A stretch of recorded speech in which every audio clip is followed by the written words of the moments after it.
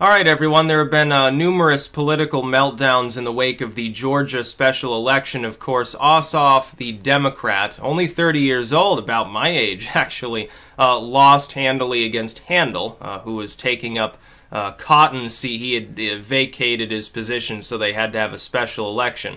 This now makes 4 special elections where the Democrats have failed to pick up any slack in the wake of their astonishing defeat in the 2016 election.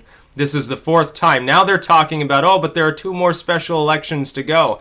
That's not enough special elections. You're doomed until the midterms, and looking forward to the races that are up there, that's not great for you. I mean, you can't retake the House. I don't even know if there are enough races where you can gobble up enough support to retake the House. And it's a midterm, so GOP over the last few cycles has outperformed.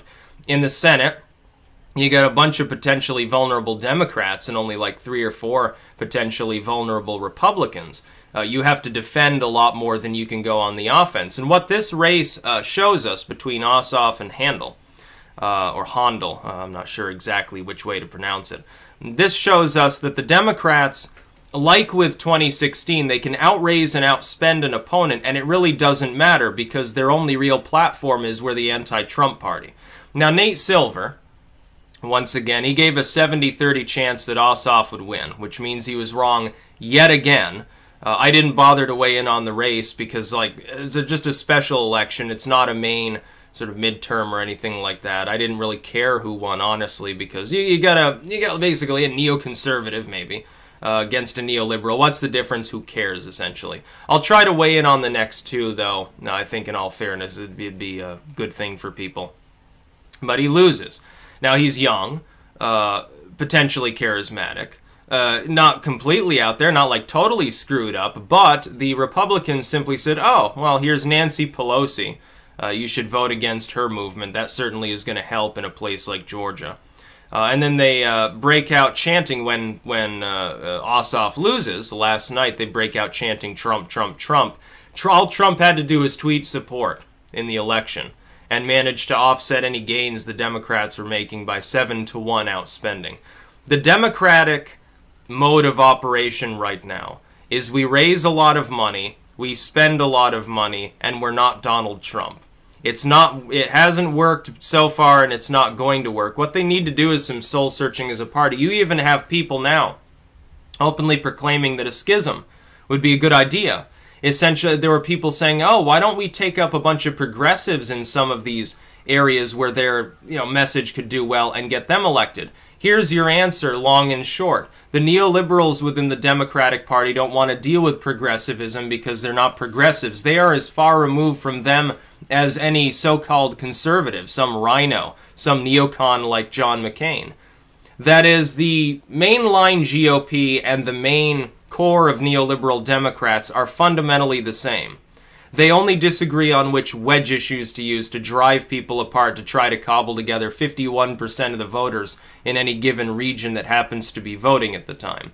The progressives and the Trumpite sort of, paleocons and marginal libertarians and the older guard pre-neocon conservatives, both are anti-establishment at this point.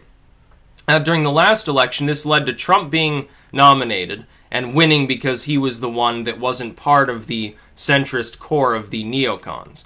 It led to Bernie Sanders getting shafted, getting schlonged by the neoliberals, and their candidate going on to lose because they resisted change.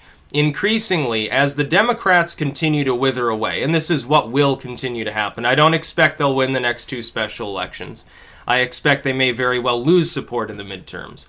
When that happens, the argument being made by younger Democratic constituents, which is we need a progressive party because neoliberalism is no longer working, those will begin to take hold in more and more voters' minds. Going into the midterms, I don't see good things for the Democrats. Going into 2020, if what I expect to happen in the midterms does, which is that the Democrats fail to retake the Senate, may even lose a few seats, they may lose support in the House, they may lose another governor's seat or 2, they may end up essentially functioning like a minority party would function. If that happens, alienation within the Democratic Party will be significant enough to force a progressive candidate on the Democratic Party. Probably what this will lead to is someone who is sort of a halfway point between the Sanders progressives and the neoliberals will be the one coronated. It will be an outsider. It will be someone young. It could be someone like a reformed Ossoff or somebody like that. It might be someone with more private than political experience. And that's the sort of candidate they'll run with. Whether or not that sane compromise, that centrist model between dying establishment and upstarts that are growing but have nothing in common with the Democratic Party's core, it remains to be seen whether that will work against Trump. Trump will have years to have solidified himself. The Republicans will have made gains. They would potentially have to screw up pretty badly. And I don't mean screw up in the sense of the judiciary stops one of their policies. They'd have to screw up more seriously than that, I think, for them to be stopped. Trump would probably win, whether deservedly or not, a re-election. When we look at Georgia, the Democrats want to talk about, oh, but it was more narrow than the last race. Yes, and more narrow than a race in which there was a long-term incumbent that was well-liked, with an upstart, with little experience, running against somebody who was outraising and outspending them 7 times. That's not a bad thing for the GOP. Supposedly, the Democrats, as soon as Trump got elected, were saying, but there are a bunch of special elections. Trump will do poorly. We will win the special elections. The Republicans will begin to lose weak. We'll chip away at their support. Going into the midterms, we'll wipe them off the face of the earth. We will retake at least the Senate, and we'll be able to stop anything Trump wants to do. That's what they were expecting. That's what the optimist partisan Democrats were expecting. So far, they're 0 for 4. That's not going to happen. Their decision to put all their eggs in the basket of special elections is not paying off. And people like Nate Silver, they don't know how to analyze it. They're still looking at flawed polling data. You have some poll, oh, Ossoff is up 3, 4, 5 points. Yes, that's why I don't trust the approval polls largely. Because of improper sampling. It is a form of propaganda being used by the same groups that are conducting the polls. Some of these groups, by the way, they don't even have an axe to grind. They're just skewing their samples because they think that happens to be reality. When they see that some CNN poll or something says Ossoff is up 5 points, and they conduct a poll and it shows that he's actually down by 5 points, they say, oh shit, we're going to be an outlier and be laughed at. We better skew our model before we put it out. It's just why it's peer pressure. Plain and simple. In a lot of cases, it's just peer pressure from other polling firms that have more name recognition before they get slapped on RCP. Use the aggregate. Don't use individual polls. Cherry-picking polls is a bad idea. Karl Rove learned this when he thought Romney was going to win in 2012. The Democrats learned this, or were supposed to learn it, in the last election. They should have learned it by now. You're looking as dumb. You're looking like Karl Rove. Is that a good thing to say about yourself? Oh, we're kind of like Karl Rove. What a wonderful place to be in the world. You know, bloated gas bag with his friggin' whiteboard there, drawing up all the wonderful ways Mitt Romney would become the next president of the United States. Doesn't work that way. If you have polls that use improper methodology, don't aggregate them in the first place.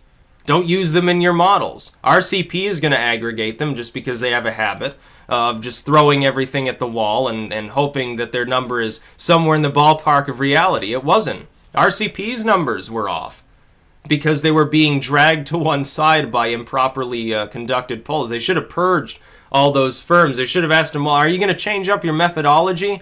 Going into talking about like approval polling, these special elections, maybe the midterms, are you going to go back to using a methodology that appears to work? Probably a lot of them would say, no, we're going to keep with our methodology. We stick by it because they're stubborn. So Ossoff loses, Handel wins. The Republicans maintain that seat, and they're probably going to do the same in the next 2 special elections. And the Democrats, after all that, probably still won't learn their lesson. Neoliberals no longer can win elections. The Republicans adopted mild reform, which is better than no reform. It may be lackluster, it may be mediocre, it may not be everything I think that it should be, or what many Republicans want it to be. They probably don't like the fact that Kushner is still in a position there. They probably don't like the fact that Donald Trump sort of segued back to a centrist line on components of immigration or hasn't passed a tax plan. But simply saying that you're open to reform is better than just sitting there stonewalling everybody saying, just vote for us because we're not Donald Trump. It's not going to work. And people still try to call me a Republican when I say this. No, I'm giving fair warning to people. The Democratic Party is going to hemorrhage more and more support until it gets its act together. It's just the way that it is. The neoliberals are on their way out, just like the neocons are. You're going to see some fresh faces in Congress come the midterms that won't be neoconservatives. They'll be like Rand Paul. They'll lean towards libertarianism. Maybe some will be moral traditionalists. They'll be closer to like the old guard, like the Santorum era evangelicals or something. But they won't be John McCain neocons. Now, whether you think that that's a good thing or not for the party, who cares? You have to be a partisan to care. Who fucking cares what's good for the Republican Party? I don't. I don't care if the Republican Party disappears any more than I care if the Democrats disappear off the face of the earth. But if you're going to have a party at all, there should be sanity reigning in it. Trump, for all of his bluster, is more sane when it comes to strategy than the Democratic Party. The proof is in the pudding. He won. The Republicans won. They've won 4 out of 4 special elections so far. And people are still counting on Trump will crash and burn. His popularity is so low, people will just vote against him. And Nate Silver comes out, like many others, says, oh, well, this has nothing to do with Trump. This is just traditional partisanship. I'll bet you anything, if the Democrats had won that race, you'd be saying it was all about the negative Trump effect on the Republican Party. I'll bet anything under the sun that that's what you would do.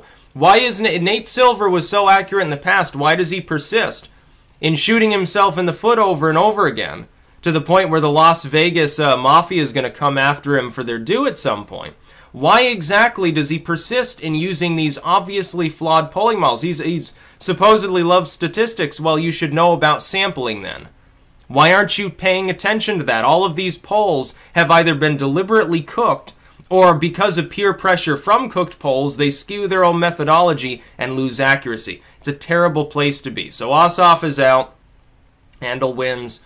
The Republicans get a mild victory, a mild celebration. It's not like he was absolutely crushed underfoot, but it does show. Running against Donald Trump, when the race has nothing to do with Donald Trump, really, it's a state-level race, doesn't work. And that's all the Democrats have been doing this whole friggin' time for more than 6 months now. That's about all. Peace out.